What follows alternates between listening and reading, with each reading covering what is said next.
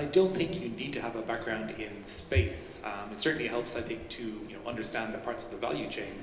But the way we think about it, things like launch is hard, right? Rockets, they're rocket science. That's a really hard thing to do, is to get a rocket into orbit. But then you look at companies like Spire, and you're essentially almost like a software company, right?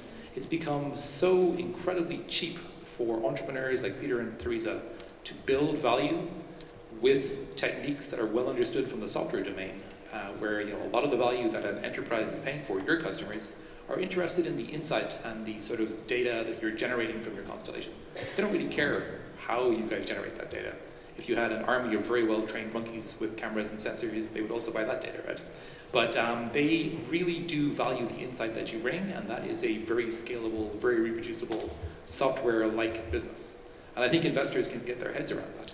And I think the other piece that we're seeing, and much like you, we're seeing sovereign wealth funds, we're seeing nation states very interested in this sector and sort of driving investment and activity across the new space ecosystem. But what we're seeing is that a lot of it's been driven by the expectation for return. You have very, very strong entrepreneurs like Musk who are doing really interesting things with companies like SpaceX that will be very successful, already are on a per launch basis. They're making money, like they're essentially break even.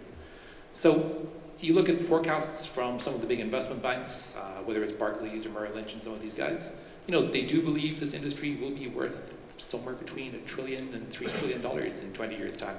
And I think any investor who sees that kind of potential for return should be interested in making investments in space.